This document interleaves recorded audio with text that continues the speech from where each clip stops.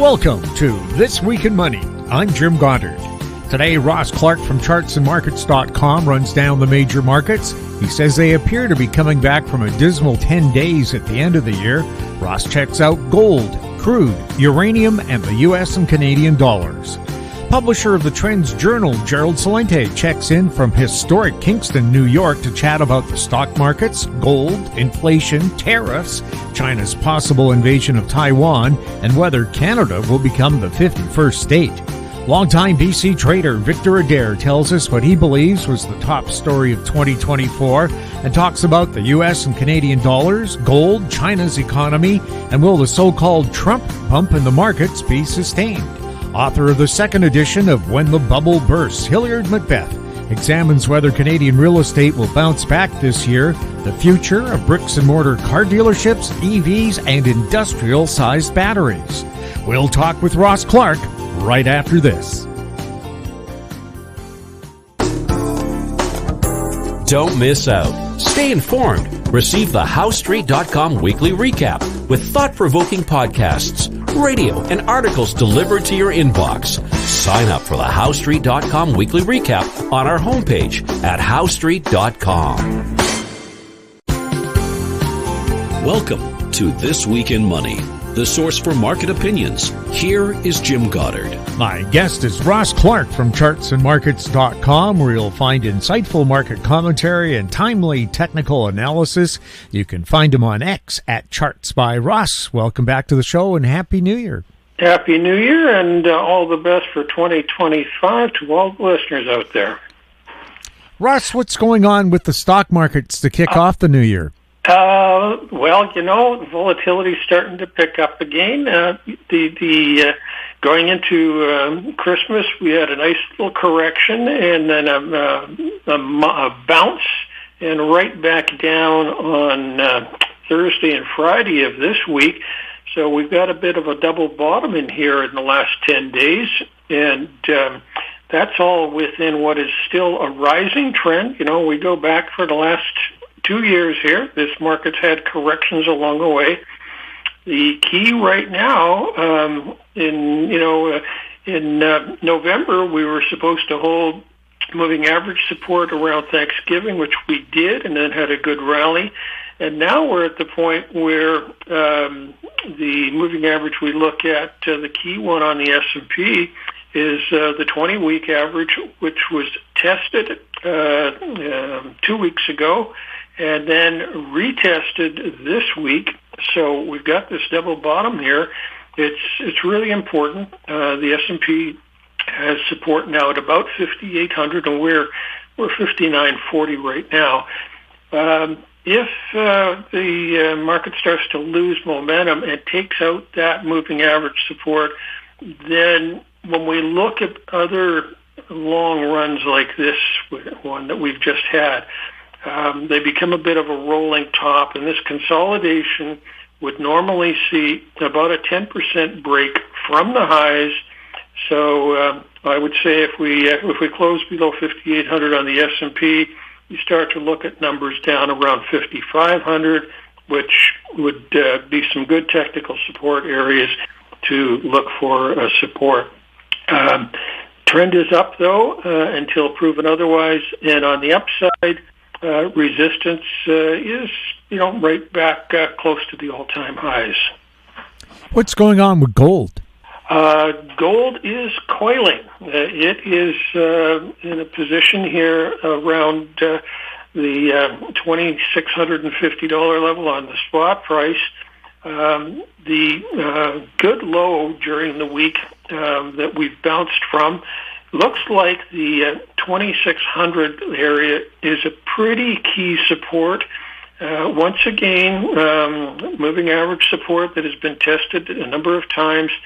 And if that doesn't hold, then I think you could be looking, once we get the sort of the seasonal push on the upside, if it doesn't have too much steam in here, then the next avenue would be a move down towards 2,450, which would be a really good longer-term support. I think the 50-week moving average down there after the run that we've had in the last year would be very, very normal.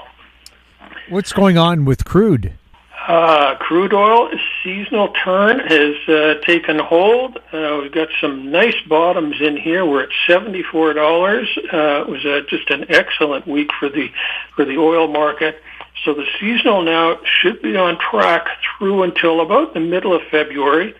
And we talked last week that the stocks, the XLE, the index of the oil stocks, and if you look at Exxon and Chevron and Varen, these have all put in really nice oversold lows and reversal patterns that should give this thing enough steam on the upside that the whole complex is worth being long.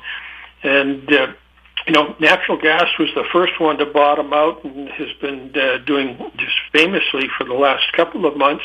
And I guess it's time now for crude oil and gasoline to join the parade on the upside. How are the U.S. and Canadian dollars doing?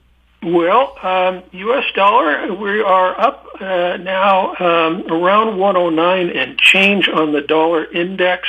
And Bob Hoy's target and mine have been up around 110. And the movement here, we're getting close to that target. And the pattern that has evolved here over the last few months is getting to an extreme. The monthly charts are producing signals as of the end of December.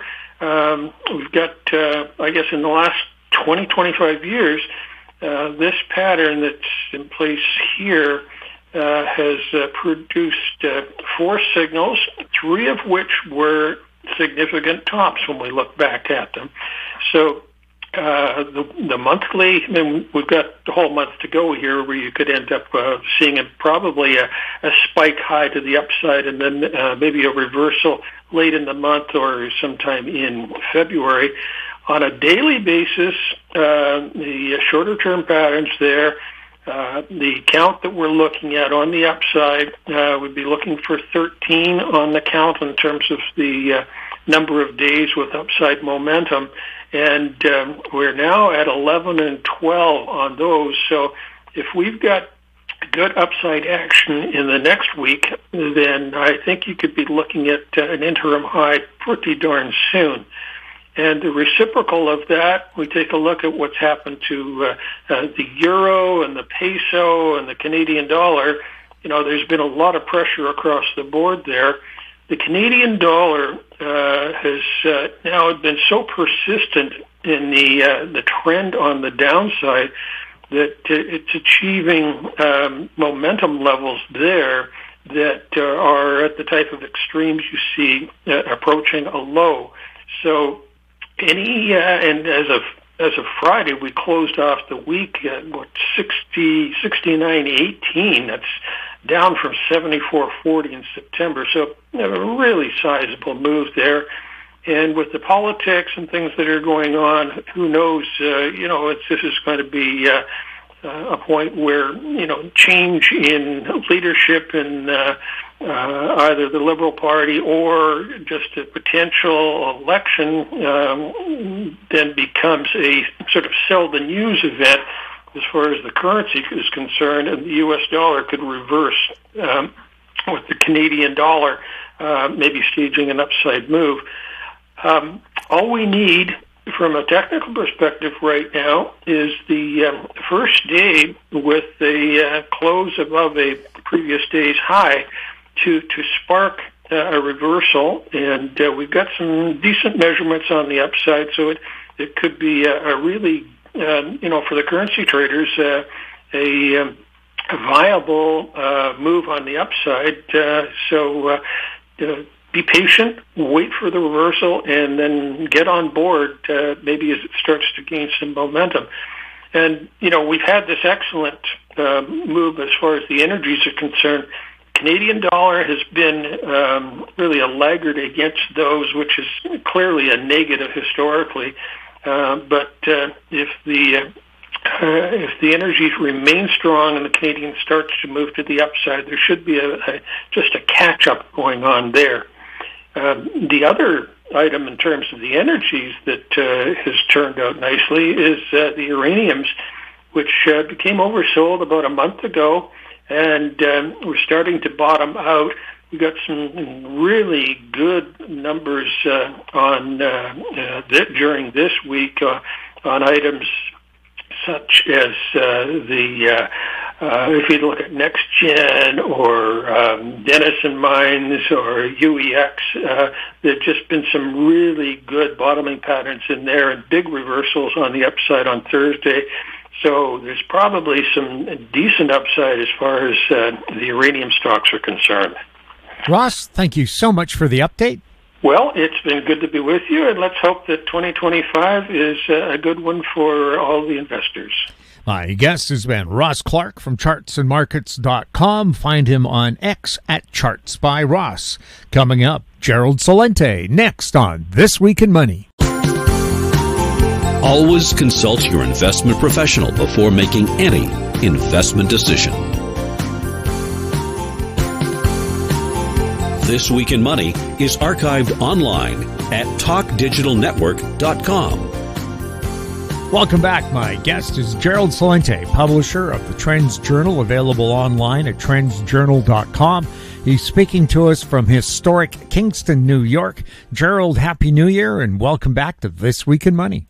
Happy New Year to you and everyone listening.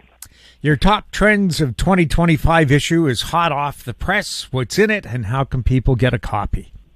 Go to trendsjournal.com, and it's only $2.56 a week for a weekly magazine. That's over 200 pages a week, and we cover everything from geopolitics, economics, AI, high-tech science, technocracy, on and on and on. As a matter of fact, if you Google up now, top trends for 2025, all you're going to see is a lot of stupid things like what clothes to wear, what are the favorite colors that people are going to be wearing, what are the top things to eat in the best restaurants, stupid stuff like that. Nobody's talking about trends because they don't know how to forecast trends. And, of course, we have best-selling books, Trends 2000, Trend Tracking.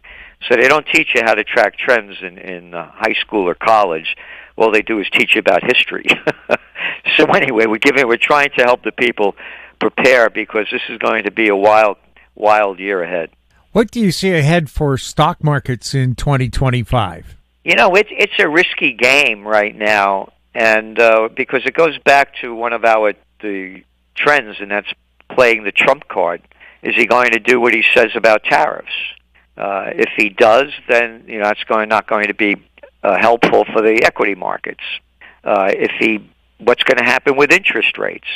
Are the Feds going to lower interest rates only 2 times, or are they going to lower them 4 times?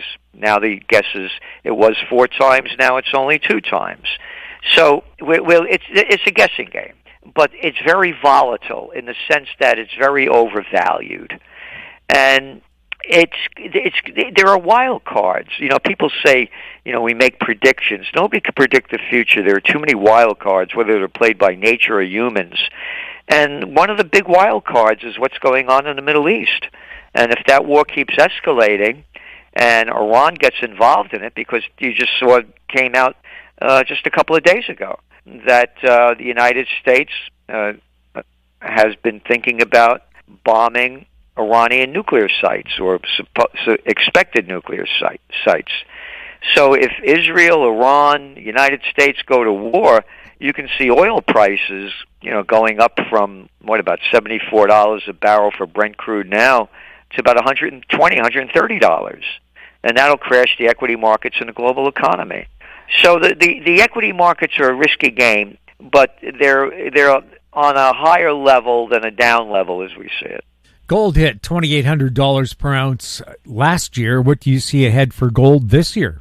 Well, that was one of our top trends for 2024, a golden year for gold. And gold went up over $600 an ounce since we made that forecast. Again, go back in the wild card. Trump won the election. look what happened to gold. You said it hit 2,800. Boop, it went down, right? Went down over $200 right away. Oh, and what happened to the dollar in the meantime? Oh, the dollar boomed. So it depends on interest rates. That's the bottom line. So here's our forecast. There's a global slowdown now. You look at the data. It's there in front of everybody's eyes. If the United States keeps interest rates up, the other countries aren't going to be able to lower them, because if they lower their interest rates, the value of their currencies really go down deep. Coming back to the United States, we think there's a slowdown coming up, and Trump is going to do everything he can to pump up the equity markets and pump up the economy. And that means lower interest rates. And if anybody says the Fed is in charge, not the president, let's go back to 2018. That's not ancient history. What happened? The Dow had its worst December since the Great Depression, 1931. Trump was president. What did he do? He pushed Jerome Powell into lowering interest rates, and they lowered interest rates in January 2019. Oh, and what followed that? Oh, remember the repo crisis? No, we'll forget about that. So they're going to do everything they can to lower interest rates, which is going to be positive for gold. The U.S. dollar is at highs not seen since late 2022. Do you think the incoming Trump administration would prefer a strong or weak U.S. dollar? He says he wants a weaker dollar so that American manufacturers could export more of their product. But a weaker dollar also means higher inflation for we the people of Slavelandia, because it costs you more to buy stuff from overseas. However, the stuff we're buying from overseas is coming from places like China, where their currencies are going way down. So it would be it's a toss-up. But again, he wants a weaker dollar, because that's what he says. Whether he believes it, does it, we have to see. But that's the scenario. And by the way, I want to make this clear. I'm in favor, personally, of higher tariffs, because when you go back to before they gave us federal income tax, before they gave us the Federal Reserve, before they gave us the IRS, and before they gave us World War I in early 1900, there were no taxes for we the people, no big federal taxes. They invented that one when the banksters took power in 1913. Before that, the United States government got its revenue from tariffs. And when you read McKinley and others, they said, what do you want, cheap products or higher wages? Meaning that if you're manufacturing the products in your country, you're going to be making more money. And then look what's happened. Now the people, what are you going to get, a job at Target? No, maybe I'll work at Home Depot. How about Lowe's? Well, I was thinking of Staples. I mean, look at these lousy jobs. You had higher paying jobs when you had manufacturing. Inflation rates and interest rates have been dropping in 2024. Could we see a reversal to higher inflation and higher interest rates this year? On the inflation numbers, they're rigged. They started rigging them back in the 1980s. And the data is all there. So, for example, housing prices went up some 50% since 2020 when they launched the COVID war. We don't put that in there. There's rentals and this and that. They rigged them. Oh, yeah, steak went up. Oh, people are eating chicken now. So the numbers, you go to Shadow Stats, they're double that. And this is one they don't put in. How about your taxes going up all the time?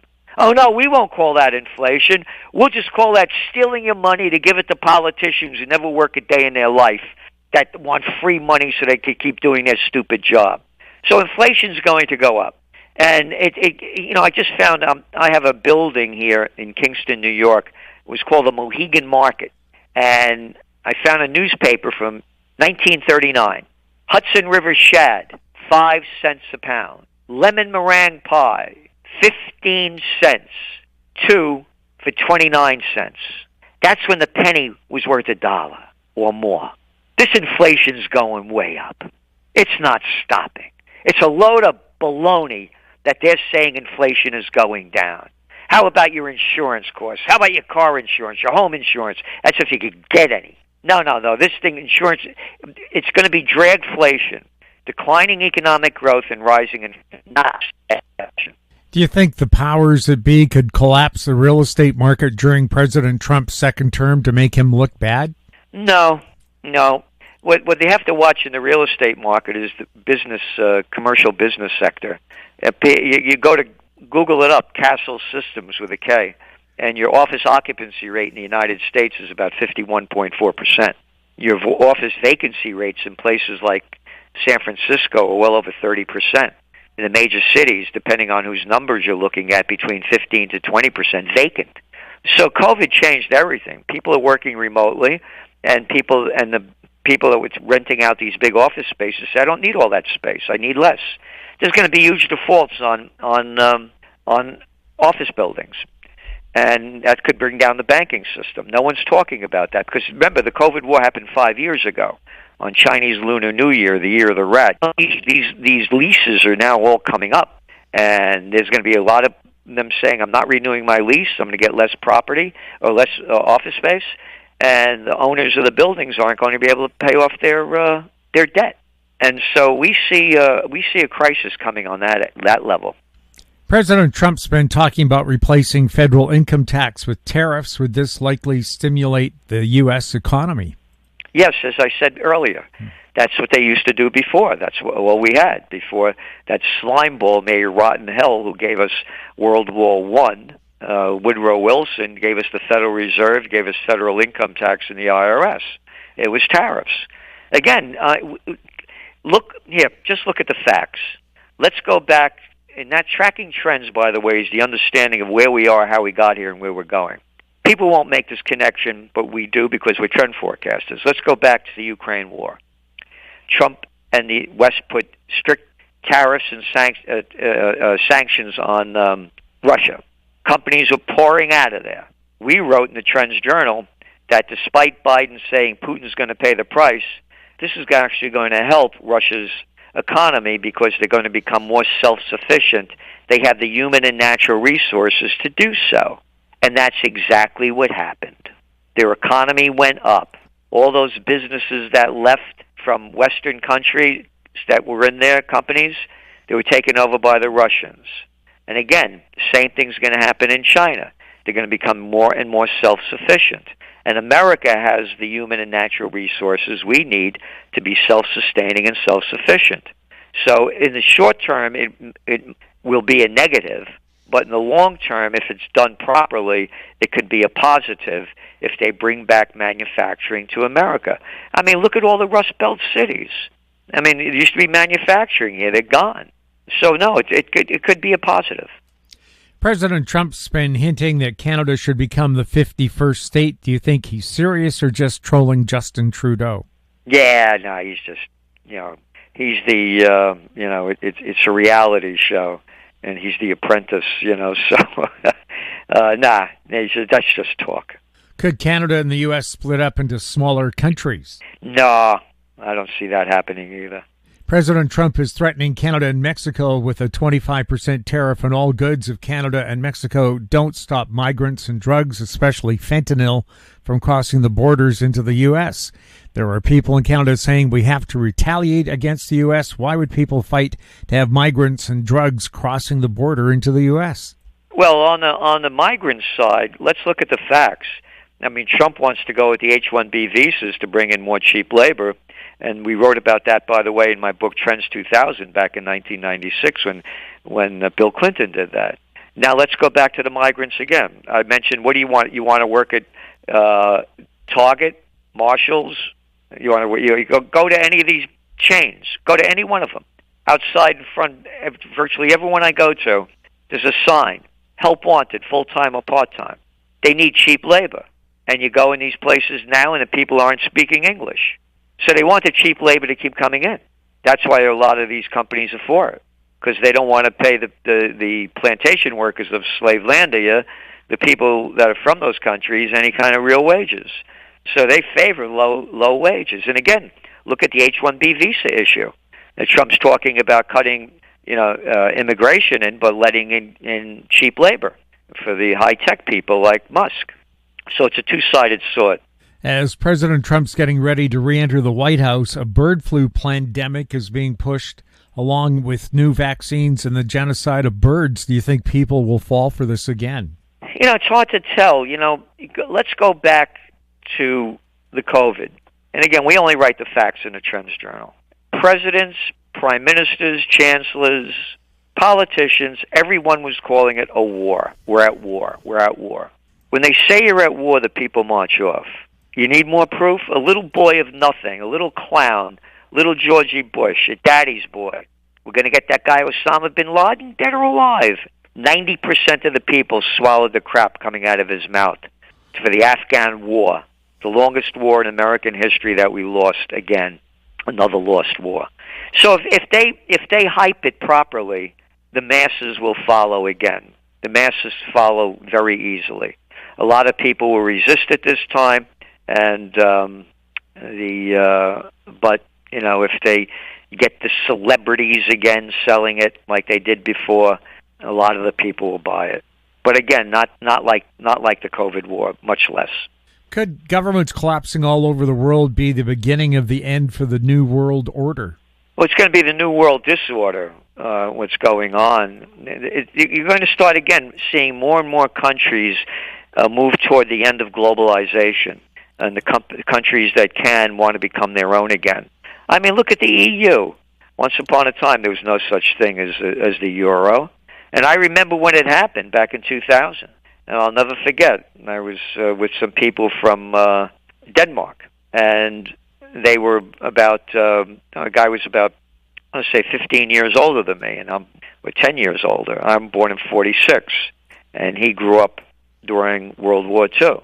And they sold the line of the euro saying that if all of Europe had one currency, there wouldn't be war again in the countries in Europe against each other. And how many centuries has this been going on, by the way? All these European countries fighting each other. So they made up this whole thing about the euro. And I think now one of our top trends is you're going to see more and more populism. And that's countries wanting to be their own rather than under the umbrella of an EU or any other kind of united umbrella, United Nations umbrella. They're going to want to be separate. So we see that happening more and more in the future. Is President Trump returning to the White House bearish for China? You know, again, it's hard to say, but I would say, we only write the facts. He goes back and forth on what he was going to do with the tariffs. We listed them. The ones he lived by and the ones he backed off. I would suggest it's not going to be good for China at the bottom line. There's no question about it, actually. But again, I'll tell you, when I look at hypocrisy, again, I told you, I'm born in 1946. I was prime draft meat during the Vietnam War. Oh, those lousy Vietnamese, those commies, if we don't stop them, those dominoes are going to keep falling. And before you know it, they'll reach the shores of California. Oh, who do we import the most clothing and shoes from now? Vietnam. Oh, they're still a communist country. Yeah, but we're bringing in their stuff anyway. It's all about the bottom line. Companies are making more money by getting their stuff made over there and bringing it over here. With China, there's going to be a bottom line issue as well. I mean, you're seeing more smartphones. You know, China is taking over the markets in China. Look what happened with autos when all the companies, the Western companies, went to China. Oh, they were doing great. Not anymore. So there's going to be definitely, as we see it, an economic war with China. And who knows? Maybe there'll be a military war with China because there's more and more talk about them wanting to take over Taiwan again, which, by the way, most of the world says does belong to China. So that's where we're at with it. So they're again wild cards. Do you think the Chinese are going to invade Taiwan anytime soon? I don't know.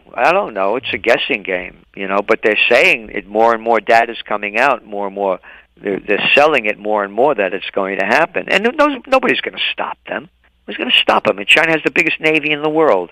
And America hasn't won a world war since World War II. Couldn't beat the Vietnamese, couldn't beat the Afghans, couldn't beat the Iraqis. And World War II, we couldn't have won that without the Russians. But you're not allowed to say that anymore.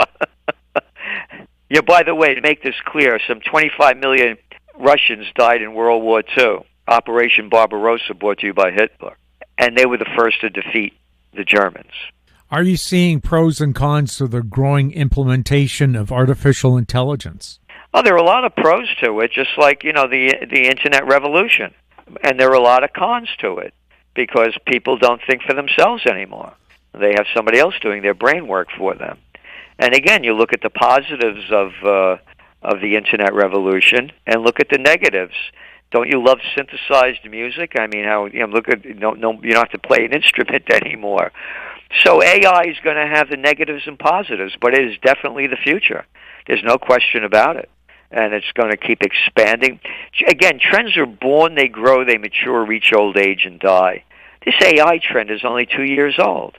And again, those of us old enough to remember when we all started using computers in the late 80s, and then it started accelerating in the early 90s, it was a whole different trip. And I mean, you didn't have videos, you had stagnant things moving. So this trend is just born, and it is the future. It's like industrialization, changed what used to be before that. This is the same thing. Do you think RFK Jr. will be able to make America healthier? I do. I agree with him. Like for instance, you had Musk saying, to take these drugs to lose weight, and Kennedy saying eat properly, exercise. I mean, I agree with him 100%. And I also agree with him on the vaccine levels and a number of things. If you want to take them, but don't be forced to take them. And again, by the way, the first book I worked on in the 1980s was called Natural Healing, and I have an honorary doctorate from the National University of Health Sciences. So I appreciate what Kennedy's doing in that realm. Does it look like some of the prostitutes could be going out of business? Absolutely. You look at the numbers coming out. Less and less advertisers in newspapers, on cable, etc. And here's a big one. A big portion of the advertising revenue from cable news and others comes from drug dealers. Big Pharma, excuse me. And by the way, that was prohibited in the United States. Little Billy Clinton allowed that in 1997. And now you have RFK Jr. and you have Trump saying, let's get these drug ads off TV. So that's going to be a big loss of revenue for them. As a trend forecaster, we cover the world. So, for example, we have the Israel war going on. We subscribe, we pay to go to Haaretz, the Israeli newspaper. We don't have to pay, but we go to the Times of Israel, Jerusalem Post. We go to IRNA, ISNA, Press TV, Tehran Times. We want to hear what the Iranians have to say. We go to Al Jazeera, Arab News, Middle East Eye, Middle East Monitor. We want to hear what the Arabs have to say. We want to hear what everybody has to say. We are getting hardly any data that's trend-worthy from the Wall Street Journal or the New York Times anymore. The Wall Street Journal used to be a terrific paper. Now it's just junk. Stupid things, big pictures in the front of nothing. I need data. We go to the Financial Times because we subscribe to that we need data. It's very hard to get data anymore. Journalism is dead. And again, you could thank little Billy Clinton for that one too. When Federal Communications Act, 1996, there were thousands of independent radio, TV, and newspapers. Now 6 companies control 92% of the U.S. media. George Carlin once said the average American is stupid and half are dumber than that. Your thoughts? My father, may he rest in peace, when I started to, learn things and I get upset about why don't people see this, and he'd say to me, son, take it easy. People have little minds. They know more about what's going on with Taylor Swift or Beyonce than anything else. Let's go back to the elections, the presidential election. The polls showed that less than 5% of the people that went to the polls were concerned about global issues. Look what's going on with the murder of the Palestinians. As we're speaking now, 90 were killed yesterday. They're pushing the people out of Gaza, not even allowing them to take their belongings with them, bombing it to ruins. Oh, the ceasefire in Lebanon ain't happening. Bombs away again, Israel's bombing it. They're in Syria. There was an article in the Financial Times about all the antiquities, all the ancient land in monuments and mosques and churches, etc., that have been destroyed in Lebanon by Israel. Nobody cares about this stuff. Again, it goes back to the stupid media, the prostitutes. What do you know about Taylor Swift? Again, that's the stupid stuff going on. So the people have no idea what's going on, and our system of education is just it's imbecilic. So they don't have people learning; they just have them listening to the mainstream media and swallowing the junk that's being sold to them. How can people subscribe to the Trends Journal? No, just go to Trendsjournal.com. Trendsjournal.com. Again, there's no magazine in the world that gives you trend forecasting like we do, and it's a weekly, and we're giving people everything we can. I mentioned about how worthless the New York Times and Wall Street Journal are. The Wall Street Journal each day is $5 a day. $5, $6 on the weekend. New York Times, they call it the paper record. I call it the toilet paper record. $4 a day, $5 for the weekend edition. Our Trends Journal is $2.56 a week. So we're giving people everything we can because we see the future, and this is a time to prepare so you could prosper and prevail in these dangerous times ahead. Trendsjournal.com. Gerald, thank you so much for being on This Week in Money. And thank you for all that This Week in Money does to help the people. My guest has been Gerald Celente, publisher of the Trends Journal, online at Trendsjournal.com. He was speaking to us from historic Kingston, New York. Coming up, Victor Adair, next on This Week in Money. Don't miss out. Stay informed. Receive the HowStreet.com weekly recap with thought-provoking podcasts, radio, and articles delivered to your inbox. Sign up for the HowStreet.com weekly recap on our homepage at HowStreet.com. This Week in Money is archived online at TalkDigitalNetwork.com. My guest is Victor Adair, recently retired from nearly 50 years of being in the brokerage business in British Columbia, but still is very active in the markets.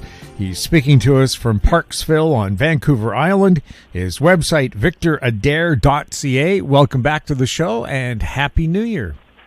Well, thank you, Jim. It's always a pleasure to be on with you, and Happy New Year to you, too. Well, we just wrapped up 2024. We're into 2025. What was the big story for you last year, and how do you see that playing out this year? I think without a doubt, in my mind, and that this is just from the perspective of the markets that I trade, the big event of last year was the election in the United States and Trump's victory, and both the House and the Senate having a slim Republican majority to go along with, lest we forget, a Republican-leaning Supreme Court.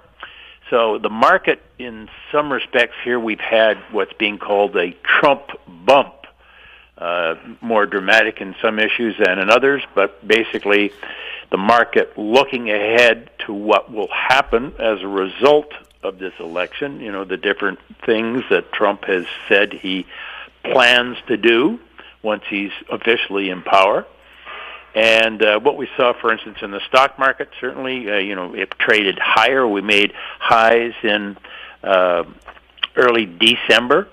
One of my favorite stocks to watch, by the way, was Tesla. Of course, Monk is tied with Trump in so many ways, but the share price of Tesla almost doubled, I guess, from the day before the election to just recently.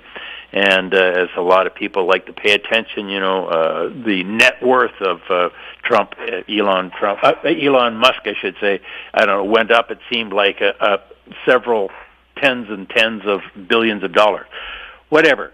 The Trump bump, there was enthusiasm in the market that Trump was going to change things. There would be like a 180-degree shift in a lot of things. I mean, energy policy comes to mind, and the former administration seemed to be discouraging or making it difficult to develop fossil fuels, and Trump goes, drill, baby, drill, that kind of thing.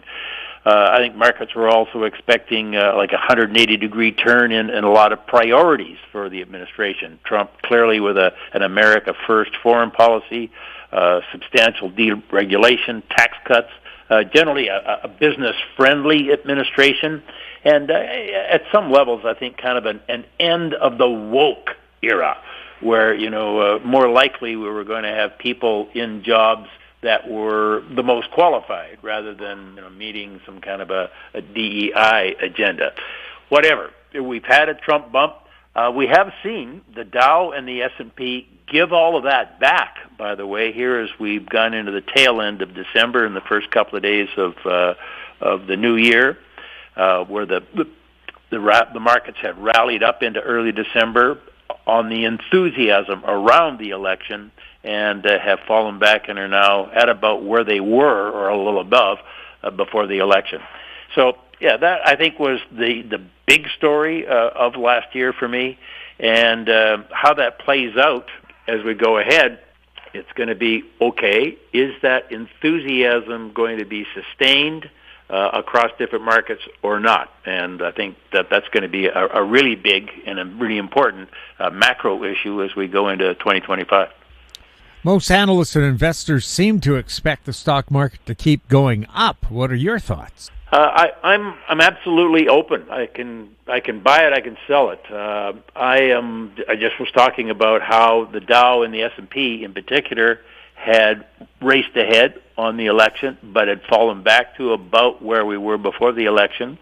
It's interesting to note that the NASDAQ, which is certainly largely the big cap tech stocks, has done better during that period of time, and that may be a function of money managers in particular, as well as individuals who just feel as though they cannot, be without having the big tech stocks in their portfolio, so they've had to chase the market higher. The critical thing here is whether or not the enthusiasm around Trump and his proposed policies can be sustained. Now, let me give you a thought. The House and the Senate both have small majority Republican leanings, and I don't think that necessarily means that the Republicans are going to vote for everything that Trump wants. There's different factions within the party. We'll see. I'm a little from Missouri, I guess. I think maybe the market got a little too enthusiastic about how the world is going to be a much better place because Trump can now do all the things he said he can do. I'm a little from Missouri on that, and I think certainly here at the tail end, the last half of December, with the S&P and the Dow both giving up sort of the gains they had following the election. I think the market kind of thinks that way too. But, the proof will be in the pudding. I think on January the 6th is the official date for the certification of Trump, and then 2 weeks later on the 20th of January is the inauguration, and then we'll see. He has promised that he's going to do this, that, and the other thing, the first day he's in office. Well, we'll see about that. I think some of that may be more difficult. And also, I pay a lot of attention to positioning, and one of the things I see with respect to the stock market is that people, whether they're money managers or individuals, again, or institutions, are really, compared to history, they are already all in on the stock market. They've got sort of the largest percentage of their assets in stocks that they've ever had.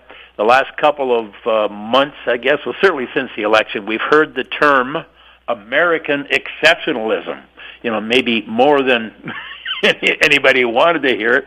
But when you look at the numbers in terms of the stock market, the big tech, the top 10 stocks, let's take it that way, represent about 40% of the market cap of the S&P. That is unprecedented concentration in a handful of stocks, or in this case, two handfuls. The American stock market represents about 70% of the global market cap for stock markets. It's almost like, the rest of the markets don't matter. Well, it's not almost like it. It really is. They don't matter. And they're probably going to take their lead from the American market anyway. So, where do we go from here in terms of that? We're already, at record highs. The S&P is up about 10x from where it was in the spring of 2009. This is an incredible rally. I mean, if you were to look at a 100-year chart of the S&P or the Dow, you'd see that it's really gone parabolic here the last couple of years. And, I've seen markets go parabolic before, and, they don't correct. I shouldn't say that they don't just go sideways after that. There's usually some kind of a sharp correction. So, yeah, I think I understand that most analysts and investors expect to see the stock market continue to go higher. That's probably the high probability bet. We've seen just an incredible shift in how assets are placed in the United States, and by that I mean people, money managers that would be called active guys that dig into the balance sheets of companies and pick stocks. That is so out of date. Not only just all by itself, but even generationally, we're seeing younger people are choosing to go into passive investments. And the guys that are running passive portfolios basically buy the whole market according to the weighting. The theory is, you buy the whole market, you buy a little bit every month, you don't try to pick stocks, you don't try to time your investments, just keep putting money in the stock market, and baby, by the time you retire, you're going to be rich. Well, you can probably hear a little sarcastic tone in my voice. I wonder if at some point we don't go back to people trying to pick winning stocks as opposed to just buying the whole market. But right now, the market's on a roll. The momentum is there. Everybody's in. So I suppose, given that I pay attention to positioning, I'm cautious. But now, to get right to the short strokes here, the sell-off since the middle of December has set up a situation for my very short-term trading. I've been a buyer of the S&P. When we've talked over the past few years, you've mostly been bullish on the U.S. dollar. Do you think it'll go higher again this year? I have been mostly bullish of the U.S. dollar, I guess, certainly over the past couple of years. And speaking of a couple of years, when we look at the chart, we can see that the U.S. dollar index, which is a basket of currencies heavily weighted with European currencies, but there's some yen in there and some Canadian dollars as well, it's at a 2-year high. And the 2 years gets us back to the fall of 2022. Now, what happened in 22, as a lot of folks will probably remember, is that the Fed went on a interest rate raising trajectory, beginning in, I think it was March of that year, right through to toward the end of the year. And one of the things that drove the U.S. dollar higher that year, higher basically against all other currencies, was the fact that the central bank in the United States was putting interest rates up more aggressively than anybody else. So there's 3 months near the end of 2022 where the U.S. dollar traded higher than where it's at now. But if you set aside those 3 months, the U.S. dollar now is at a 23-year high. That's the U.S. dollar index. The euro is at a 22-year low. So it gives you maybe a little different feel for how big this is. The U.S. dollar, since we began what we call free floating in currencies in the early 70s, the U.S. dollar record low was made around 2008, during the time of the stock market crash in the fall of 2008. Since then, it's up about 55%. That's the U.S. dollar index, that basket, okay? So it's been a hell of a run, and here we are. And you've heard me say this once, I've said it a dozen times, capital comes to America for safety and opportunity. It's been a magnet for capital from the rest of the world. When I say that the American stock market represents 70% of the market cap of the global market, that's part of the picture. That's what happens. Money comes to America. They buy American stocks and buy other American assets. But, it's just been that flow of capital that has really taken us to where we are now. So, where do I think we go from here? There. Likely, it's going to continue because of the momentum. And, we have that expression, Tina, there is no alternative. Things look better in the United States than they do elsewhere. People that are just looking at the United States can say, well, this is wrong, that's wrong, and that's wrong. How can you talk like that? You say, well, with currencies, you're always picking the cleanest dirty shirt in the laundry basket, to use that old expression. Yeah, none of them are perfect. They all got flaws. but you're trading one currency against another, and a dollar's better than a euro, or a dollar's better than a yen, that kind of thing. Because and you may have to hold your nose to buy the dollar, but that's what it is. I'd be inclined to think that the dollar goes higher, but it's had such a run, at some point, folks are going to start to say, there seems to be some real bargains in some of these other countries. Or, for some reason, people in those other countries that have put money into the United States may decide to repatriate it, bring it back to their home markets, and things have changed. Why is the Canadian dollar at 4-year lows, and what will it take to cause it to rally? Okay, why it is at 4-year lows, Jimmy, I think I've said this before on your show, but just in case I haven't, it's so important. The value of the Canadian dollar is more often than not determined by events or issues outside of Canada rather than issues that are Canada-specific. Okay, so Canada-specific would be, where we are right now, Trudeau says, okay, I'm going to hang up my skates and walk away. The Liberal Party will have a chance to come up with a new leader, and the people in the country will get an opportunity to fall in love with that new leader, and the Liberals will remain in power. I'm being a little sarcastic, but that would be a Canada-specific issue. When Trump, kind of out of the blue, says he's going to hit Canada and Mexico with 25% tariffs, and the Canadian dollar goes, yikes! That's more often the sort of thing that happens. It's outside of Canada. If the U.S. dollar is going up against most of the currencies in the world, it's most likely going up against the Canadian dollar regardless of what's happening in Canada. Okay, so there's that. Now, on top of that, you've got Canadian interest rates here are historically much cheaper, or much lower than U.S. rates. I mean, most of my 50-year career of trading currencies, Canadian interest rates have been above U.S. rates, and here we are lower. So if you had a chance, let's say you're just going to buy GICs, you had a chance to buy a 1-year Canadian dollar GIC or a 1-year U.S. dollar GIC, and you didn't want to worry about the foreign exchange rate, I mean, it's a no-brainer. You buy the American one. And in different ways, that has had a bearing on capital flows. What can it cause it to rally? I think I have said in previous interviews with you that when over the long term, and I'll say go back 25 years, you can see that the Canadian dollar often goes up or down in sync with ups and downs in the commodity markets, broadly speaking. Okay, one of the best examples was from 2002. The Canadian dollar was at its virtually all-time low, at least since we've had floating currencies, around 62 cents, and a little better than 5 years later, we're at $1.10. What happened in that 5-year period? China started buying commodities like there was no tomorrow. The commodity market went on a tear to the upside, and the Canadian dollar went rocketing up with commodities, regardless of what government was in power in Canada, and so on and so on.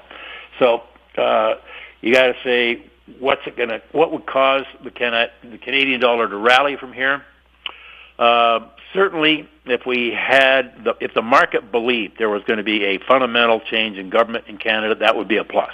Okay, let's not bullshit. Let's just say if it looks like Pierre Poilievre is going to be the next prime minister and there's going to be an election pretty soon, that would be good news for the Canadian dollar. The positioning in the Canadian dollar is massively, speculators anyway, massively bearish on the Canadian dollar. If we got a spark of good news, like Poilievre's going to be the next PM, a lot of those guys that are short are going to go, holy mackerel, I think I better take my profits, which means I got to buy back the Canadian dollar. You'd see a jump there. If Trump and who's ever negotiating with the American side, they are able to kind of put the rest, this notion that we're going to get hit with a 25% tariff, that would definitely be a bullish piece of news for the Canadian dollar. What else? Certainly, if the United States was to start cutting their interest rates more aggressively, or the Bank of Canada was to stop, so that the differential between our rates and American interest rates was to shrink, that'd probably be positive as well. So any number of those things would cause the Canada to rally. What's the likelihood of those things happening? Well, we'll see. Since September, the Fed has cut short-term interest rates by 100 basis points, but during the same time, bond yields have gone up about 100 basis points. What is that, and what's ahead for the bond market? The Fed has kind of shifted gears from trying to keep rates high so that they could, just in a vernacular, they could kill inflation, kind of a la Paul Volcker, was that 40-some years ago? They've shifted gears from that being their primary focus to now they're kind of paying attention to employment and the economy. So they've decided to cut rates a little bit. They think that inflation is not as big a problem as it was before, so they can lower rates a bit, and they don't want to keep rates too high for too long, or that maybe sets off a recession. So there's that. And hence, short rates are down 100 basis points. But I'll tell you, if you look into the future, and I can look at a strip of where the market expects rates to be at different points in time in the future, you go back to September, and the market was pricing in, and forgive me, I'm doing this, ad lib here, but basically the market was pricing in the Fed to cut rates by about 100 basis points in 24, which has happened. But the market back in September was also expecting the Fed to cut rates by another 200 basis points in 2025. Well, right now the market's expecting about another 30 basis points of cuts in 2025. So there's been a huge shift there as to how far the Fed's going to go in cutting rates. The bond market is, they're pricing what we call a term premium. The bond market is demanding to be paid more for the risk they take of holding a longer dated paper. And I think the key thing there is the market's expecting that deficit spending is just going to continue. There's already an enormous amount of debt out there. The cost of servicing the debt has never been higher, and the government's just going to go deeper in debt. So the bond market's saying, the technical term, as I say, is the term premium. If in the old days, if we were talking, we'd just say that the bond market's having a hissy fit. They just, no, I'm not going to take that. I need to be paid more. And so I think that's what's happening. I think the bond market is not convinced, for sure, that inflation is under control, particularly if the government continues to print more and more and more money. And when they do that, that devalues the purchasing power of money that's already in existence. And to me, that is the very definition of what is inflation. Gold hit record highs above $2,800 a few days before Trump's election, but fell about $250 by mid-November. It has gone broadly sideways in the $100 range since then. Your thoughts on gold? I think the story of the year for gold in 2024 was ramped up central bank buying. Again, you and I have talked here for a few years here once a month, and I've often said there's been most of the time or a lot of the time there's been a good correlation, a good negative correlation between the strength of the U.S. dollar and the strength of gold. Put it in simple language, if the U.S. dollar is going up, gold's probably going down. And then you layer in interest rates. If interest rates are going up, gold's probably going down. And that correlation really just stopped working in, say, late 23 and certainly through most of 24. And so people look around and say, why is that? So what's causing gold to go up? Well, there was a number of things, but I think front and center, just because of the size, and was what central banks were reporting that they were buying. And then there's always, in the gold market, the thought that not all the central banks or sovereign wealth funds tell you the truth, or they may not tell you the whole truth, or they may postpone telling you things. So the thinking was that there was a lot of central bank buying out there. At one point last year, I'm forgetting when it was gold that had made a new high. It was around the summertime. We saw there was massive speculation in the Shanghai market, massive compared to what we'd seen previously, where Chinese speculators were buying gold with a lot of leverage like never before. That seemed to fade after a while. One of the things that would be disappointing for gold, I suppose, was that the gold ETFs in the United States and elsewhere in the world, but again, the American market's so big, the other markets don't matter that much. There's been net selling in the ETF market. I mean, there was certainly a spike in the gold buying in ETFs when the Russians invaded Ukraine, but that happened in 22. Gold traded up to a record high, I believe, at that time. But then over the next several months, despite the war continuing in Ukraine, the Fed was cranking up interest rates, and the gold market fell like about $400 from the highs on the Russian invasion to where we were later in the year. So at that time, that higher interest rates really was a drag on the gold market. Anyway, here we are. We made these highs just before Trump's election. Trump got elected, and the gold market actually, as you say, came off a couple of $100. I think that might have been, the strong dollar was making some difference in the gold market. I saw the open interest on the COMEX futures, that's the main market that I'll trade, fell substantially. In other words, a lot of players kind of came out of the market, although the positioning remained speculators with substantial positions relative to where they've been over the last dozen years or so. So, I think gold is kind of, after all that, Jimmy, I'd say gold's kind of marking time here, I think.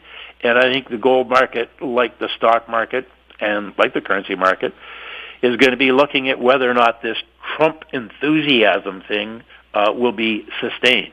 And, if the market starts to have its doubts about that might send some worry into the market, and that might give the gold market a little bit of a bid.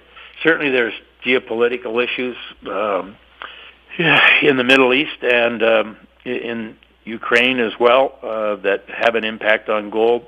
But I think the bigger picture is whether or not investors are keen to buy gold around the world. And for instance, in the Indian market, we've seen less sales there as the Indian market seems to be bargain buyers. In other words, if prices are down, they'll ramp up their purchase. If prices get too high, they just say no, thank you. So I don't have a hard opinion here. Again, like the stocks, like the currency markets, I'll just watch what happens and trade accordingly. In your weekly blog at Adair.ca a couple of weeks ago, you proposed China may be going into a slowdown similar to what happened to Japan 35 years ago, remember, when everything was turning Japanese. What do you mean by that, and what does it mean for the markets?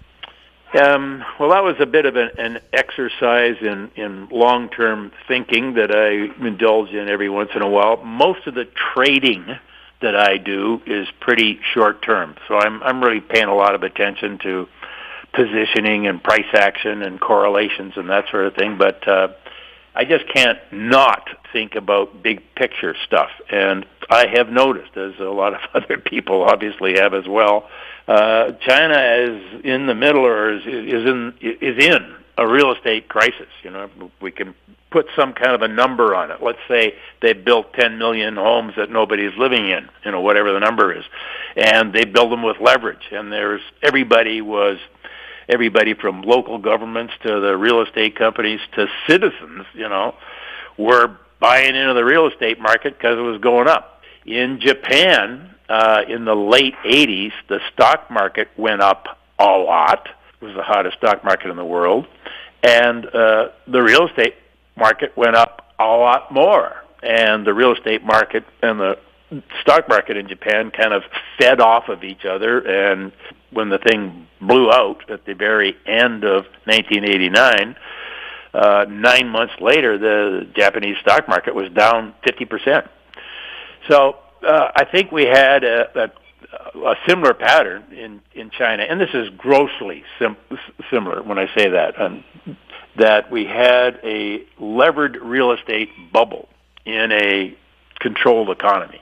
And you also had some other things happening where, some of the high-profile tech people were sort of disappeared. The Xi Jinping was kind of making it clear that it was his way or the highway with everybody. And, everybody either kowtowed to him or, found another line of work, I guess.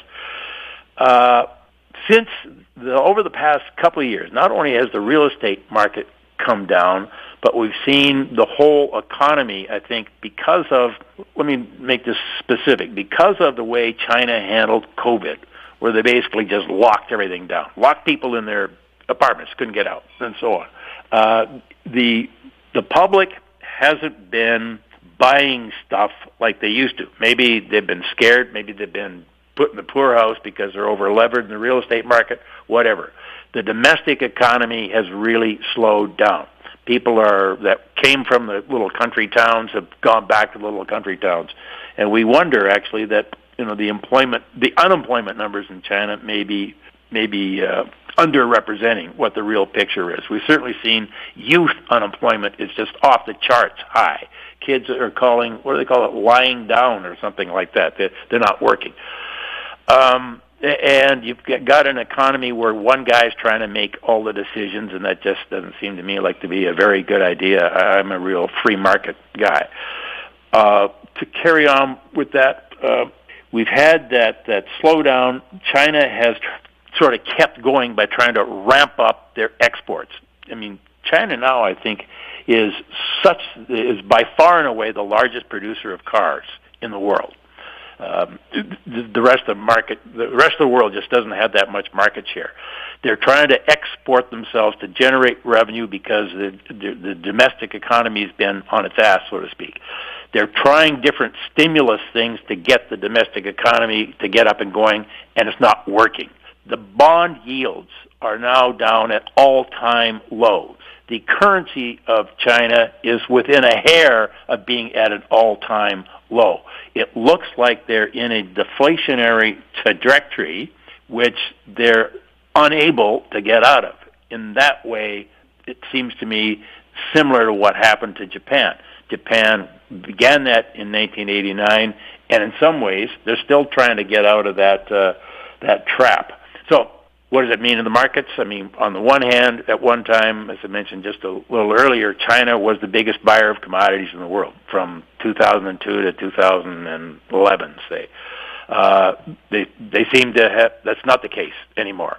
Certainly important, but it's at the margin where prices get settled. So what does that mean for prices of copper, prices of crude oil, iron ore, on and on you go.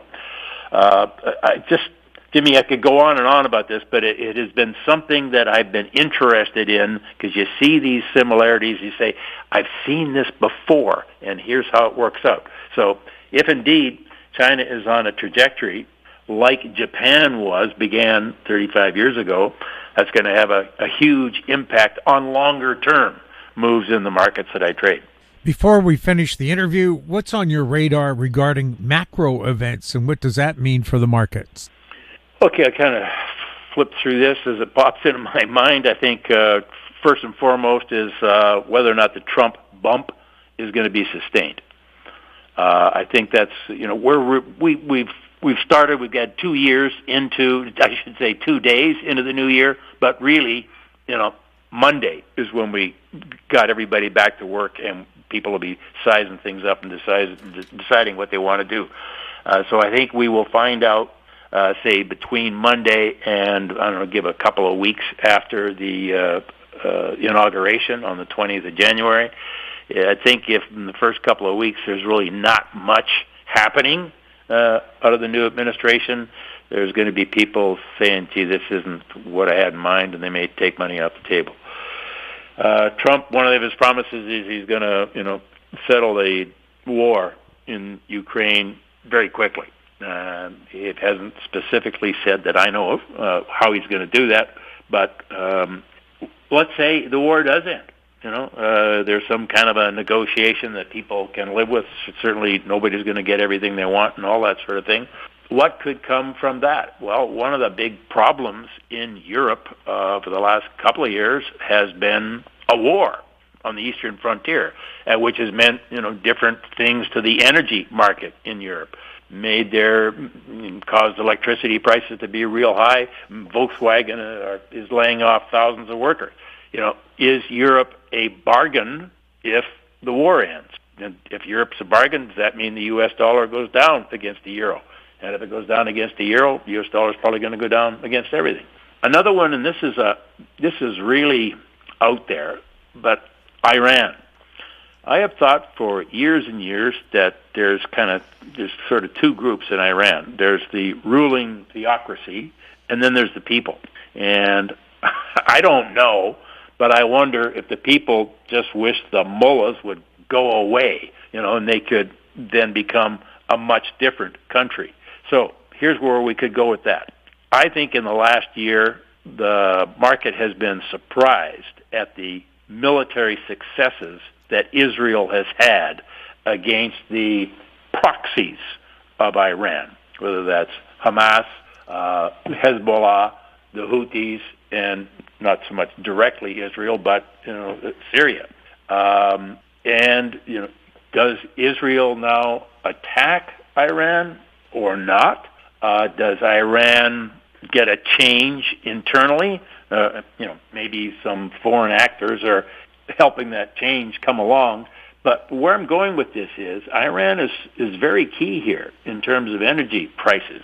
If Iran became a much nicer country with respect to the West, we got along and all that, maybe they're going to sell a lot more oil into the world market, and that would be a drag on the price of crude.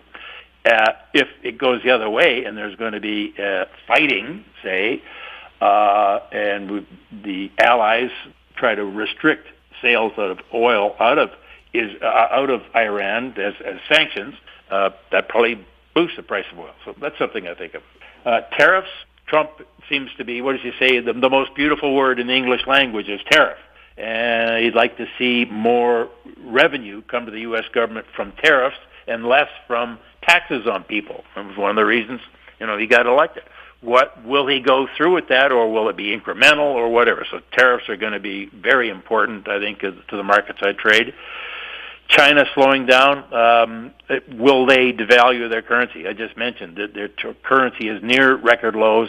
The Asian markets have for, at least 20 years, that's all that matters, have been pursuing a mercantilist policy where they keep their value of their currencies artificially low so that they can export into the West. And that's one of the reasons the Americans have this huge trade deficit with all of Asia. Will Trump try to get Asian countries, Japan, China in particular, to raise their currency rather than to devalue their currency? So the China slowdown and the possibility of that creating a devaluation of the currency is going to be hugely important. Where could I go from here? Here's one. I love this. I'm really interested in natural gas as a new, let's say it this way, as natural gas becoming a new source of electricity, using natural gas to generate more electricity as we are waiting to get to the point where we can have more electricity generated by nuclear power. So there you go. There's some of the kind of things that I think about when I wake up at 3 o'clock in the morning. Wow. Victor, thank you so much for being on This Week in Money. Jimmy, it's always a pleasure to talk with you. Thank you for having me on. Have a great New Year. And you too. We've been chatting with Victor Adair, recently retired from nearly 50 years of being in the brokerage business. His website, victoradair.ca. Coming up, Hiliard MacBeth, next on This Week in Money. Always consult your investment professional before making any investment decision. This Week in Money is archived online at talkdigitalnetwork.com. Welcome back. My guest is Hiliard MacBeth, author of the second edition of the book, When the Bubble Burst, Surviving the Canadian Real Estate Crash. He's also a portfolio manager and financial advisor in Edmonton. His website, MacBeth.Partners.com. Welcome back to the show and Happy New Year. Happy New Year to you. It's always great to be on your show. The second edition of your book, When the Bubble Bursts, is on sale now. Would reading your book be a good New Year's resolution? Well, exactly. The timing is good. One of the things that motivated me to write the book was maybe the main thing was watching people accumulate so much debt. And that was a long time ago, 10 years ago. And since then, the debt has done nothing but build up more and more. So it's not entirely about real estate. It's almost equally about the problem of too much debt in society, and that's explained really well in the book. The buzz is out there. The real estate market is heating up. Supply is increasing. Sales are down. With lower interest rates, longer amortizations, lower down payments, and loosened lending rules, could a strong spring market be around the corner for real estate? Well, so you need to have people that can be qualified to get approved for a loan, and that's the problem, because even though the Bank of Canada's cut interest rates a couple of times in fairly big chunks, the mortgage rates haven't come down that much. And in the U.S., the mortgage rates are now back up to 7% again. So if the number of people that qualify at those rates is not that large, and then there's the psychological thing of reading stories like in the newspaper this weekend that bankruptcies in personal bankruptcies have soared by 50%. So there's a lot of people that are sort of, maybe they could qualify, but they're afraid to go and take on that big commitment. And wisely, I think that they should be concerned about taking on that much debt. Does it look like the Bank of Canada could need to raise the bank rate in 2025 to support the Canadian dollar? Well, it's at 69 and a bit right now. It hasn't. It's, I think, the low in the last few days since it dropped below 70. It's about 69.15, and at 66.666, it means that the U.S. dollar is 1.50. So that's kind of, in my mind, that's the target that we would need to see before the Bank of Canada would act. And I don't know how much action they would take, because they're very aware of this debt problem. They were really involved in helping create it, although the banks probably took the lead in that. But they're aware of it now, and they're concerned about raising rates when people are struggling to. The average interest rate on a credit card balance is 23%, and there's a huge jump in the number of people that aren't able to make their monthly payments anymore. So it's a big problem, and raising rates isn't going to make it better. It's just going to make it worse. Is Canada likely in a recession or heading for one? I think we're probably in one. The definition of recession and how they calculate and all that is kind of murky. And I remember being so shocked when I found out that over the years, the recession, the official announcement that we were in a recession usually comes anywhere from 9 months to a year and a half after the recession actually started. Yeah. So we could be in one for 6 months before anybody knew we were in one, because one of the things that happens all the time with economic numbers is they get revised. And lately the revisions have been to the downside. So I would think that we might be in one already. And also there's some indicators that indicate when the recession starts, and those ones are starting to trigger as well. How are bricks and mortar retailers surviving? I don't know how they're surviving. I think my theory is that a lot of them are just working to pay the landlord, and they gradually fade away, unless they're Walmart or some. Walmart had a great year, Dollarama, but anybody that's trying to charge a lot of money is really struggling, and people are getting more and more used to online buying and selling. So it's a problem, and it's a problem when you've got all the automobile dealerships. I know that's not what your question's getting at, but there's an example of a technology or a system that's obsolete now, and people can buy cars directly from the manufacturer now. Tesla's led the way on that, but there's a whole bunch of bricks and mortar automobile dealerships that it'll take years. It'll probably take a decade or two, but eventually they'll drift away as well. Canada's deficit for the year is $61.9 billion. It looks like having finance ministers without a background in finance is a bad idea. If you were finance minister, what would you do to make Canada an economic powerhouse? Well, you can't make something a powerhouse if it's not already going in that direction. And unfortunately, we're not in Canada situated very well to, as we talked before, the one big thing, we have a lot of resources that can be sold, and the transition to a more electrified economy is certainly going to demand a lot of nickel and copper and things like that. So, but other than that, our main sources of income, like the oil sands and automobile manufacturing and parts for automobiles, are really struggling right now. So it's a difficult. By the way, that deficit was about $20 billion less than that, but they added $20 billion. I think it was 20. Just going by memory. For settlement for Aboriginal claims, and that's supposed to be spread out over many, many years. So they were trying to load it all up on the previous finance minister, then ask her to step down, and then bring in a new finance minister, and the new one, rumored to be Mark Carney, could then have a big improvement next year. But he didn't take the job, so I don't know what they're going to do now. Ignoring the real estate industry spin, what's really happening in the Canadian housing market? Well, totally anecdotally, there are a lot of sales going on that were houses sitting on the market, and then all of a sudden in the last couple of months, you see the sold sign going up. So I'm a little surprised. I think people have finally started to lower their prices. I see online, on X that there's several realtors that bring it out, and prices are dropping in Vancouver and Toronto quite rapidly. And some people are tempted. I guess they see, well, that thing was $1 million not that long ago. Now I can get it for $800,000. That's a bargain. So there is some activity. And I also noticed recently that new listings versus sales is tilted the other way. Before it was always more new listings than sales, and now it's more sales than new listings. So, but to keep it going, you need a stronger economy than we have right now. And there's, with the threats from, soon to be President Trump, about tariffs and stuff, it's just not a time for a lot of confidence in spending money in real estate, because it's very difficult to get out of a real estate transaction once you complete it. So you'd really have to love the house or love the neighborhood or something, and then watching people go bankrupt, all around you is something that makes you think twice before you take the plunge.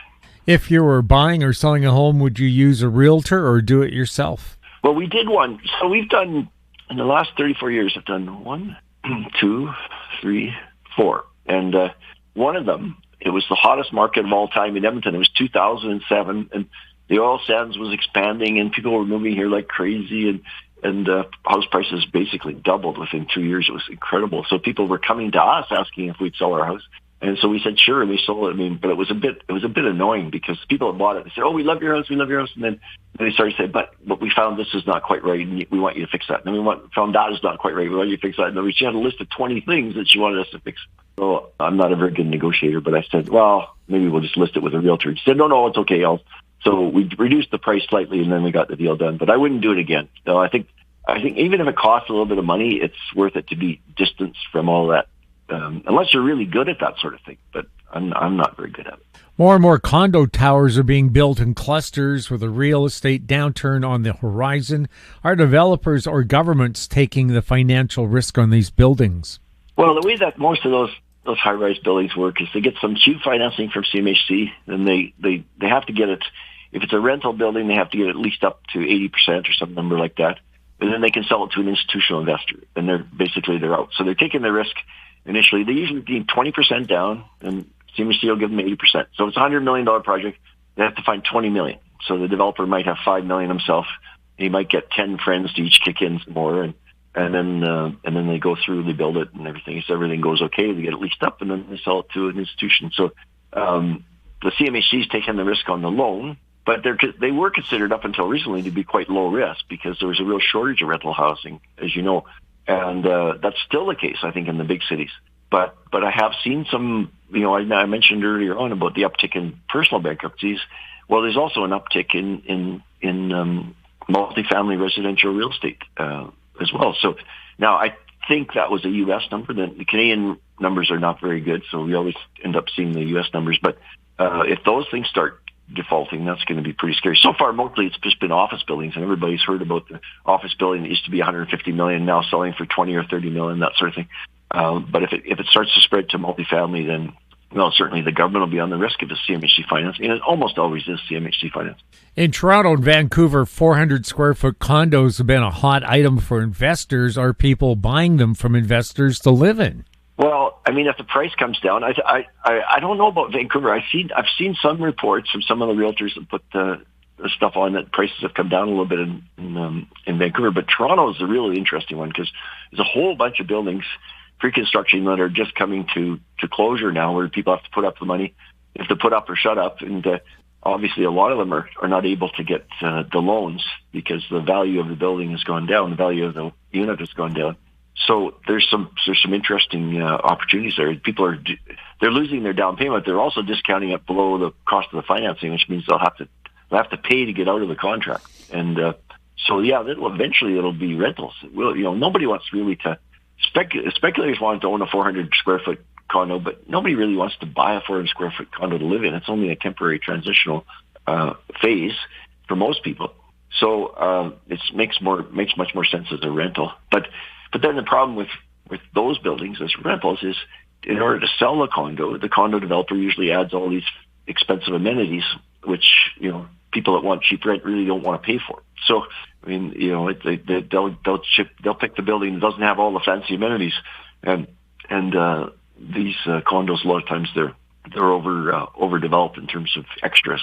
But it'll all get sorted out eventually if the glut of condos keeps growing like it is, and people will get tremendous deals from people just hanging on and hoping for the market to come back.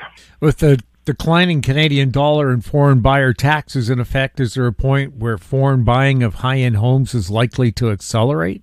You know, it could happen, but the two most likely places for foreign buying to come from is the United States and China, right? So those are the two big ones, and both of those right now are in a real slump. Like, you know, if you want to find out some interesting stuff, have a look at Texas. The prices of homes in Austin, Texas, and other parts of Texas are dropping quite rapidly, and China is in a major real estate bubble bursting with huge losses in the residential area. The government's trying to figure out what to do about it, but they haven't so far been able to figure anything out. So those people are probably more, they'll be wrapped up with problems at home, and they'd be less inclined to want to take their money and go out to another country. That's usually when they made a whole bunch of money at home. They say, "Oh, I should take some of this money and go to Canada and buy something in Vancouver."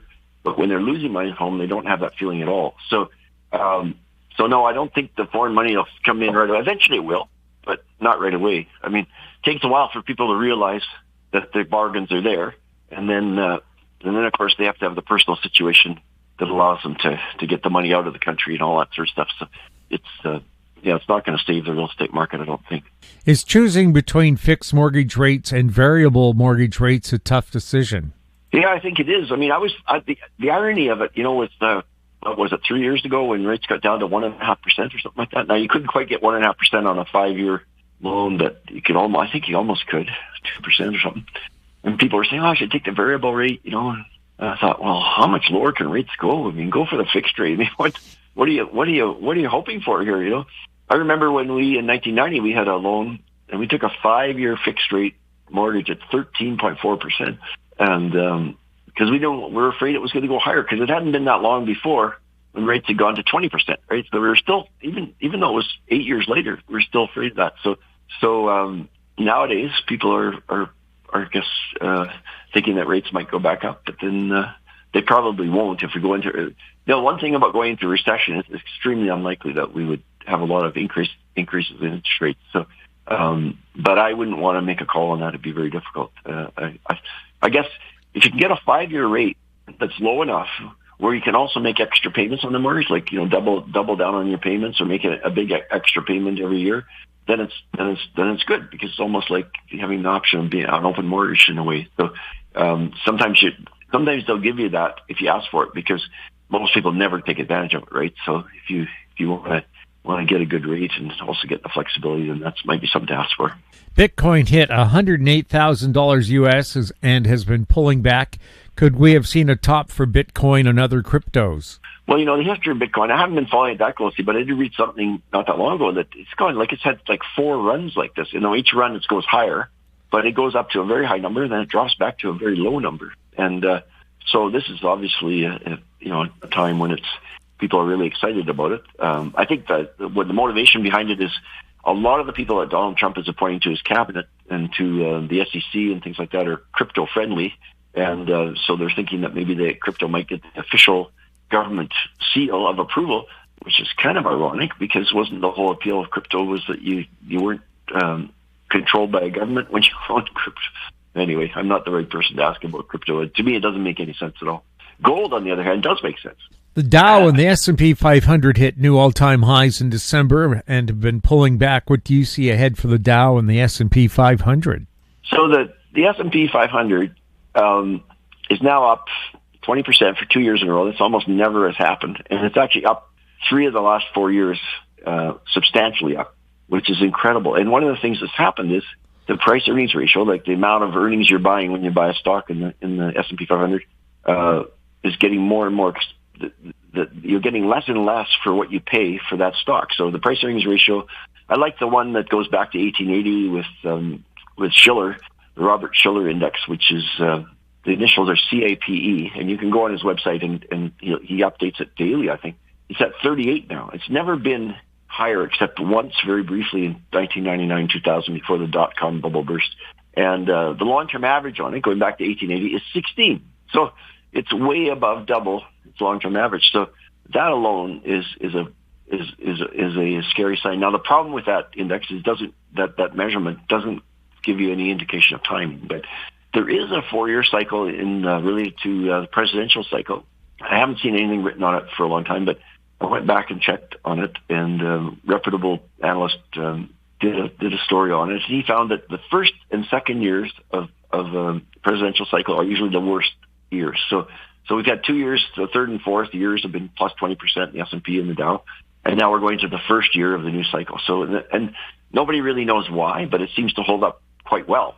And so you generally get, a couple of difficult years after some good years, because whoever's in office is trying to get reelected, so they do a lot of good things to keep everything going. And then the new guy, if it's a new guy comes in, then he might be tempted, or she, to do a lot of difficult things, difficult decisions that cut spending and all that kind of stuff, which is what Trump and Musk are talking about. Get it over with in the first year, and then you might have a chance of people forgetting about it, and the benefits of doing it become clear in the fourth year. So you got 4 years to ride through the cycle and do all the difficult stuff in the first year. But when people cut government spending, and this never gets mentioned in this talk about government waste and all that, and inefficiencies and all that.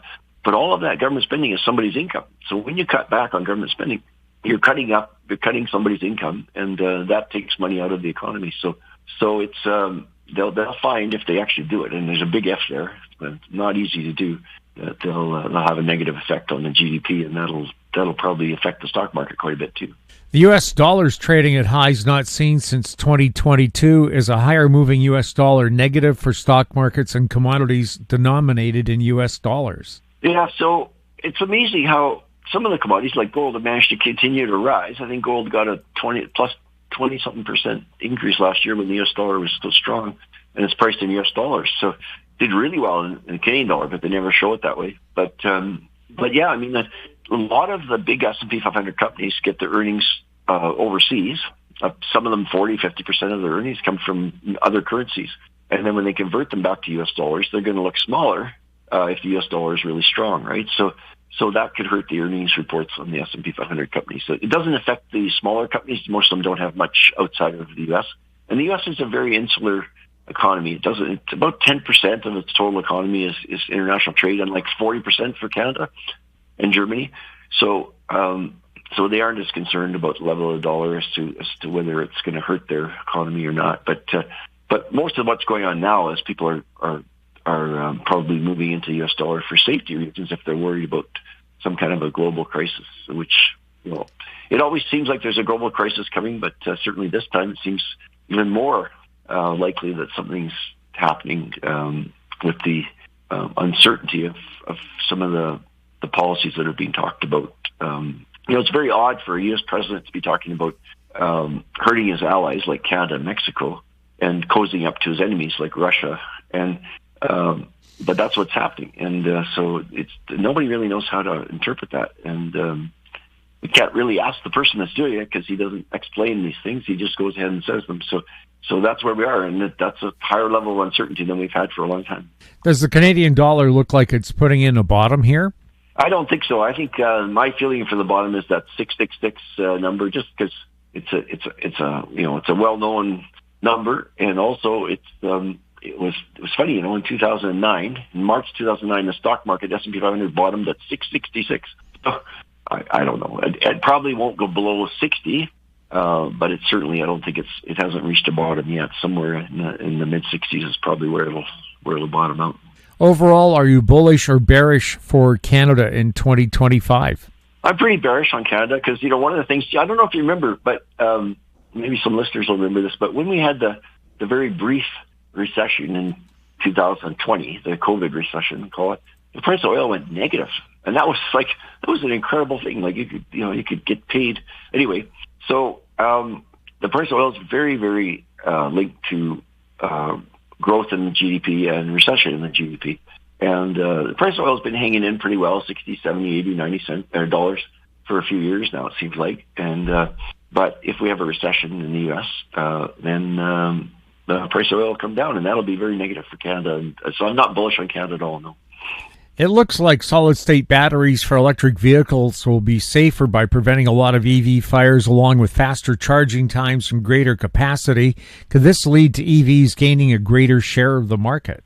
Yeah, so there's lots of things happening in battery chemistry, and I'm not an expert, but I do read a lot of stuff about it. So the problem with solid-state batteries is they're not quite ready yet. That's the first problem. Honda there was another announcement today. Honda's going to start making them in 2025. And then you read it down into the article a little further, and it turns out it's just a demonstration plant. It's not a commercial plant. But they're expensive. So the deal is that they are better. They've got higher quality. They've got fewer risk of fires and that sort of thing. But they're quite a bit more expensive and longer range. But the other thing that's happening in batteries, which is really interesting, is companies like BYD and CATL in China are making these new batteries out of other things besides lithium. They're making sodium and other things, and these are much cheaper batteries. Like they're not as good as solid state. They're not even as good as the nickel magnesium type of battery that we're used to with Tesla and stuff. But they're much cheaper, and the battery is the most expensive thing in an EV. So if people can live with a little bit less range, like maybe instead of 600 kilometers, maybe 300 kilometers, and a little bit less performance, so do you really have to go 0 to 100 in 2 seconds? I don't think so. Then they could get a really nice electric vehicle for much cheaper than what's going on, and certainly cheaper than a solid state. So solid state batteries will have their place. They're going to be very exciting when they come. But I think what will happen is there'll be a niche market rather than a widespread. But who knows? I mean, we're just one breakthrough away from finding a battery chemistry that solves a lot of problems. And by the way, Tesla's numbers came out last night, and not their financial numbers, but their production numbers, and their car manufacturing went down a little bit, was a little bit below expectation. But they're selling storage batteries, and these things are just taking off. They're going crazy with storage. I forget the exact number, but it was a huge increase from last year. And they sell these batteries. These are industrial size battery packs.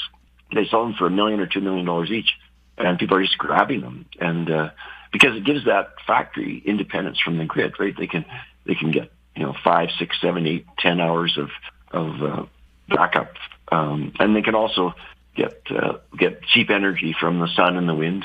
That they don't have to pay really high prices to the grid operators. So there's a lot of things happening. With all of those things, they're going to use a different chemistry. So for those big $1 million battery packs, it's a different chemistry than what you need in a car, an expensive car versus a cheap car, and there's a lot of different possibilities there. Plus, one of the new battery technologies, they can make batteries now, or they're starting to, that can be part of the structure of the car, so you don't have the extra weight of the battery. The battery itself is part of the car. Exactly, yeah. And I think that Tesla's doing that with the 4680, which is just a bigger cell. And now they seem to be struggling a bit with it, because I haven't seen numbers coming out that they're using it a lot, so they may be running into some trouble. But there's a lot of things like that. Something similar but different is the fact that you can buy solar panels now. They're cheaper than fencing, so you can put up solar panels as your fence and get a little electricity. You might not get great amount of electricity from the solar panels as a fence, but it's cheaper than actually going out and buying fencing materials and making a fence. So it's there's a lot of stuff happening. It's pretty exciting, and now there's a big negative weight hanging over all of that because of Donald Trump's election and him saying that he hates electric cars and he's going to bring back oil and gas. But my gut feeling is that, and maybe I'm just biased by my own what I want to believe, but my gut feeling is that the thing is going so strongly now that Trump won't be able to slow it down. I doubt it very much. Where can people follow you? So I'm on X, formerly known as Twitter, at HMACBE, and I'm also started to post on Blue Sky with the same handle, HMACBE, and we also do a weekly note and write something up on some interesting thing. This week I'll be out tomorrow, and it's about a very reliable recession indicator that is just triggered in the U.S. now. This is not Canada. It's just triggered that a recession is imminent. So that'll be something interesting for people to learn about. And they can just find me on X and then click on the link, and they can go to the website, which is MacBeth.Partners.com, and get the full. It's about 500 pages, 500 words. Hiliard, thank you so much for being on This Week in Money, and Happy New Year. Happy New Year to you, Jim. My guest has been Hiliard MacBeth. You can find him on X at HMACBE. He was speaking to us from Edmonton, Alberta. And that wraps up our show for this week. We'd like to thank our guests, Ross Clark, Gerald Celente, Victor Adair, and Hiliard MacBeth. And thank you for listening. If you have any questions for the show or for our guests, you can send them to info@HowStreet.com. I'm Jim Goddard. We'll be back next week with more This Week in Money. Comments made on This Week in Money are an expression of opinion only and should not be construed in any manner whatsoever as recommendations to buy or sell any financial instrument at any time. Archived online at TalkDigitalNetwork.com. This Week in Money is a production of How Street Media Incorporated. Executive producer is Tom Allen.